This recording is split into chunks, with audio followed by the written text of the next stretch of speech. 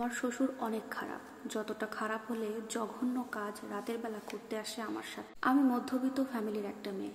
আমার বাবা অনেক দেখে শুনে একটা প্রবাসী ছেলের সাথে আমার বিয়ে দেয়। বিয়ের আগে কখনো কোনো ছেলের দিকে আমি প্রেমের জন্য ফিরেও তাকাইনি, সেরকম কোনো অভ্যাস আমার ছিল না। আমার শাশুড়ি মা আমাকে দেখে শুনে পছন্দ করেই তার ছেলের বউ করে নিয়ে এসেছিল। আমার শাশুড়ি মারা গেছে প্রায় 2 বছর হলো। আমার বিয়ের বয়স চলছে 4 বছর। আমার শাশুড়ি মা আজকে বেঁচে নেই, তার জন্য অনেক কষ্ট হয়। সে মানুষটা অনেক ভালো ছিল।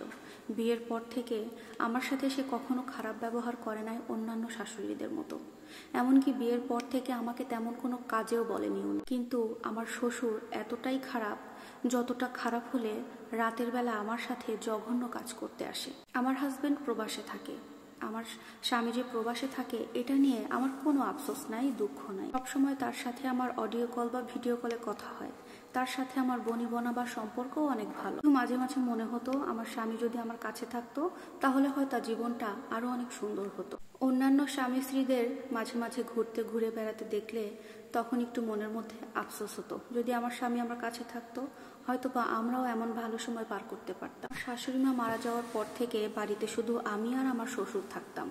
আর এই কারণে আমি আমার স্বামীকে একটা কথা বলেছিলাম যে তুমি বাবাকে প্লিজ আরেকটা বিয়ে করায় দাও। তখন আমার স্বামী বলল, বাবা তো এখনো বিয়ের কথা বলে নাই, আর তার কোনো সমস্যা হলে সে বলতো, আর সে যদি বিয়ে করতে চায় তাহলে সে নিজেই করে নিয়ে আসবে, তুমি এত কিছু ভেবো না। আমার স্বামীর কথা শুনে বললাম যে আচ্ছা ঠিক আছে, যেটা বলছো সেটাই হোক।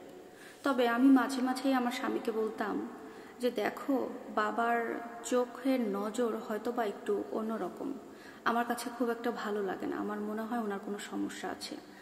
কিন্তু এই সমস্ত কথা বলার কারণে উল্টে আমি আমার স্বামীর কাছে অনেক বকাঝকা শুনতাম, অনেক বাজে কথাও শুনতে হয়েছে। আমাকে বলতো তোমার মাইন্ড খারাপ, নিজের মাইন্ডকে ঠিক করো।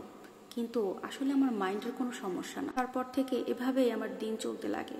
সকালবেলা উঠে রান্না করি, নাস্তা বানাই, আমার শ্বশুর নাস্তাগুলো খায়। দুপুরবেলা রান্না করি, নাস্তা বানাই, সেটাও উনি খায়। খেতে খেতে মাঝে মাঝেই আমার শ্বশুর কেমন যেন অন্যভাবে তাকাতো আমার দিকে। একদিন আমি আমার শ্বশুরকে একটু মজা করে বললাম যে বাবা, আপনি একটা বিয়ে করেন, বিয়ে করে আমার জন্য একটা শাশুড়ি মা নিয়ে আসেন। তখন উনি আমাকে বললেন, তোমাকে এত চিন্তা করতে হবে না, যদি আমার দরকার হয় তাহলে আমি বিয়ে করে নিয়ে আসবো, তোমরা এত কিছু ভেবো না। ওনার বয়স প্রায় 65 হবে। আমি মনে মনে জানতাম বা ভাবতাম উনি একটা সময় ঠিকই বিয়ে করে আমার জন্য একটা শাশুড়ি মা নিয়ে আসবে। এর মধ্যে একদিন রাতে আমার শ্বশুর আমাকে দরজা নক করলো। আমি দরজা খোলাতে উনি আমার দিকে এগিয়ে আসলো। আমি বারবার করে বললাম, আপনি আমার দিকে এগিয়ে আসছেন কেন?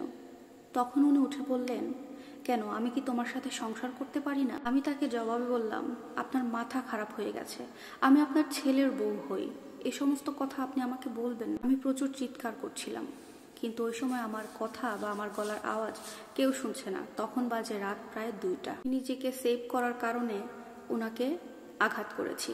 আঘাত করার ফলে ওনার মাথায় লেগেছে এবং ওনার হাতে লেগেছে। পরে আমার শ্বশুর তার রুমে চলে যায়।